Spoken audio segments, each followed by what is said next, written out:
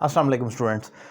आज मैं आपको बताऊंगा कि हम कंपैरेटिव फॉर्म में मी, आई, इसी तरीके से आप कह लें कि शी, हर, ही या हिम, ये जो अल्फाज आपको कंफ्यूज करते हैं कि कहाँ पर ही आना चाहिए, कहाँ पर हिम आना चाहिए, कहाँ पर दे आना चाहिए, कहाँ पर देम आना चाहिए, जिसे हम इंग्लिश में सब्जेक्ट प्रोनाउन या ऑब्जेक्ट प्रोनाउन कहते हैं। ये तो एक टॉपिक का लेआउट है। जब मैं इसको समझाऊंगा तो आपको पता लगेगा असल में मैं बात क्या कर रहा हूँ।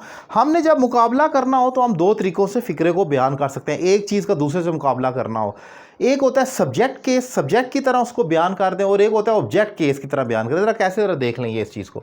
जैसे you are taller than me, तुम मुझसे लंबे हो, ये मुकाबला किया जा रहा है यू का मेरे साथ, इस सब्जेक्ट का इस ऑब्जेक्ट के साथ मुकाबला किया जा रहा है। तो हम कहते हैं you are taller than me, तुम मुझसे लंबे हो। एक तो ये तरीका है, मैं ऐसे कह दूं you are taller than me is equal to, दूसरा जो तरीका है मैं यू पूरे फिक्रे में you are taller than I am बी कह सकता हूं। मैं पूरे एक क्लॉज के अंदर भी डिफाइन कर सकता हूं। अगर लिखना है तो या तो मैं यू लिखूंगा या मैं ऐसे लिखूंगा। मैं ये नहीं कह सकता you are taller than I, ये मैं नहीं कह सकता। अगर सिर्फ इतना करूंगा तो गलत, मुझे पूरा लिखना पड़ेगा देन आई एम, जो मैं हूं प्रेजेंट में। इसी तरीके से ही is as clever as her, वो उतना ही चालाक है जितनी कि वो लड़की चालाक है। मतलब लड़का और लड़की दोनों ही चालाक हैं, वो भी उतना ही चालाक है जितनी कि वो लड़की।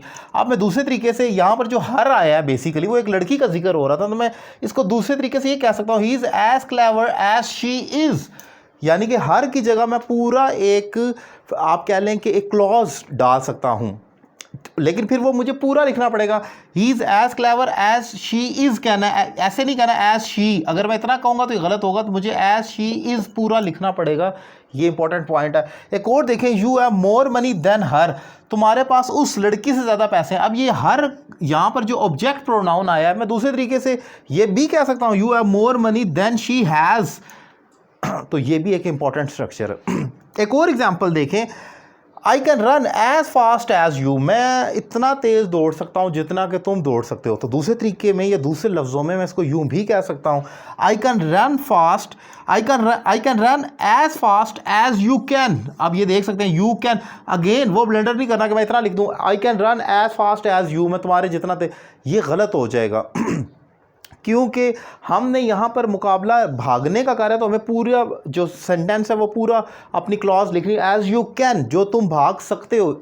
तुम नहीं, मैं तुम्हारे जितना नहीं भाग सकता, मैं तुम्हारे भागने जितना, एज यू कैन। तो कैन को जो हमारा जो एक्शन हो रहा है उसको मेंशन करना लाजमी है। अगर आप खाली यू पर रोक देंगे तो ये गलत हो जाएगा। होता क्या है असल में, मसला क्या है, अब ये यूज़ क्यों मैं सिखा रहा हूँ आपको, ये क्यों इंपॉर्टेंट है। असल में बहुत सारे पेपर्स कम्पिटिटिव एग्ज़ाम में और स्कूल, कॉलेजेस, यूनिवर्सिटी और एडमिशन टेस्ट में भी इंग्लिश का, और अगर आप बाहर के ममालिक में कोई टेस्ट दे रहे हैं तो वहाँ पर आपको एक ऊपर स्टेटमेंट दी जाती है, MCQs कह लें जिसे, या कुछ भी कह लें, उसमें ऊपर एक स्टेटमेंट दी जाती है और फिर आगे लिखा जाता है ये फ़िक्रा इज इक्वल टू है, करेक्ट मीनिंग दे रहा है, नीचे 3-4 फ़िक्रे लिखे होंगे। फॉर एग्जाम्पल अगर ये मैंने लिखा है you are taller than me, अब नीचे उसने 3-4 स्टेटमेंट लिख दी होंगी कि इनमें से कौन सा इसके इक्वल है, जो ग्रामेटिकली दुरुस्त है, जो सेम मीनिंग दे रहा है, ग्रामेटिकली भी दुरुस्त हो, मीनिंग भी सेम दे। उसमें आपने इन जैसे फिक्रों को चुनना होता है। तो आपको मालूम होना चाहिए कि ये और ये ग्रामेटिकली दुरुस्त है, स्ट्रक्चर में फ़र्क है। तो मैंने वो समझा दिया, ये सब्जेक्ट प्रोनाउन है, वो ऑब्जेक्ट प्रोनाउन का केस है। और अगर आपने ऑब्जेक्ट प्रोनाउन को खोल कर लिखना हो, जैसे कि यहाँ पर मी था, तो मी को जब खोल कर लिखना है तो आई एम कहना है। इसी तरीके से जैसे हर है, हर को ऑब्जेक्ट प्रोनाउन अगर खोल कर लिख रहा है तो शी इज़ कहना है। सो ये चीज़ इसमें इंपॉर्टेंट है कि आपको मालूम होना चाहिए कि गलत और ठीक क्या है। तभी ये छोटी छोटी जो चीज़ें होती हैं, अगर आप एक दफ़ा एक चीज़ भी सीख लें तो आगे आपको लाइफ टाइम में बहुत ज़्यादा फ़ायदा होता है। उम्मीद करता हूँ शॉर्ट ट्रिक आपको पसंद आई होगी। Thank you very much.